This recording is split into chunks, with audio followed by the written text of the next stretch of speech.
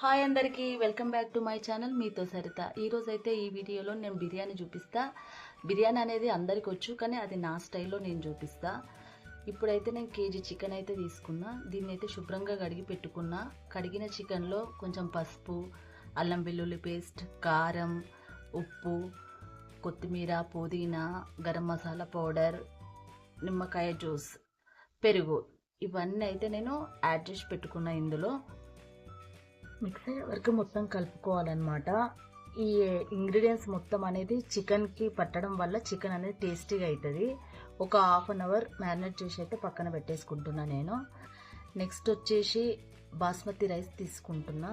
Basmati rice అనేది నేను KG చికెన్కి కేజీన్నర రైస్ అయితే తీసుకున్నా. ఇప్పుడు ఈ రైస్ను 1 to 3 టైమ్స్ కడిగి అయితే పక్కన పెట్టేసుకుంటున్నా. నెక్స్ట్ ఆనియన్స్ అనేది పెద్ద సైజు ఒక 3 తీసుకున్నాను అన్నమాట. 3 తీసుకొని వాటిని సన్నగా కట్ చేసుకున్న వాటిని డీప్ ఫ్రై చేసుకున్నాను అనమాట. డీప్ ఫ్రై కాదు, అంటే బ్రౌనిష్ కలర్ వచ్చే వరకు వేపుకున్నాను అనమాట. జస్ట్ ఫ్రై లాగా చేసుకున్నా. దాంట్లో ఆయిల్ కూడా ఎక్కువ వేసుకోవాలన్నమాట. ఏదో కొద్దిగా వేసుకోవద్దు, ఆయిల్ ఎక్కువ వేసుకోవాలి. ఎందుకంటే ఆ ఆయిల్ అనేది నెక్స్ట్ బిర్యానీ చేసేటప్పుడు దాన్ని అనేది యూజ్ చేస్తాం అన్నమాట మనం. తర్వాత నెక్స్ట్ ఇప్పుడు నేను రైస్ వండడానికి వాటర్ పెట్టుకున్నా. వాటర్ అనేది బాయిల్ కావాలన్నమాట. అందులో మనం మసాలా దినుసులు వేసుకోవాలి. ఆ మసాలా దినుసులు అంటే నేను ఏం వేసుకున్నాను అని అంటే షాజీరా, దాల్చిన చెక్క, లవంగాలు, ఇలాచి ఇవి అయితే వేసుకున్నా. చాలామంది బగారా ఆకు కూడా వేసుకుంటారు.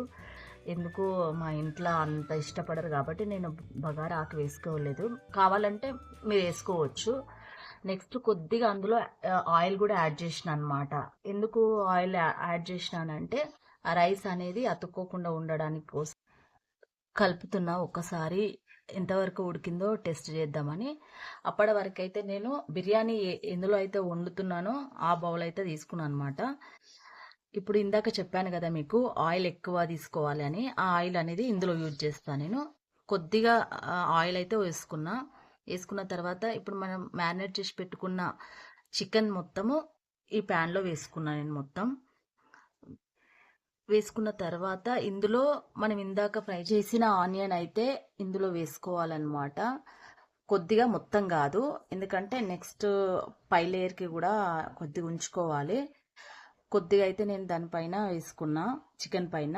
నెక్స్ట్ పుదీనా, కొత్తిమీర, కొద్దిగా ఒక 2-3 పచ్చిమిరపకాయలు అనమాట దాంట్లో వేసి అయితే పెట్టుకున్నా నేను.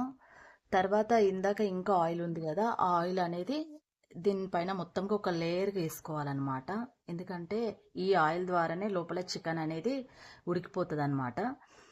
నెక్స్ట్ ఇప్పుడు మనం రైస్ 70% అయితే ఉడకబెట్టుకున్నాం కదా, ఈ రైస్ని దానిపైన ఒక లేయర్ వేసుకోవాలన్నమాట.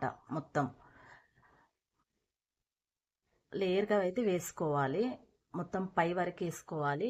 వేసుకున్న తర్వాత పైన ఇంకా ఆనియన్ ఉంది కదా, ఆ ఆనియన్ కూడా దానిపైన వేసుకోవాలి. కొద్దిగా దానిపైన కూడా పుదీనా వేసుకోవాలి.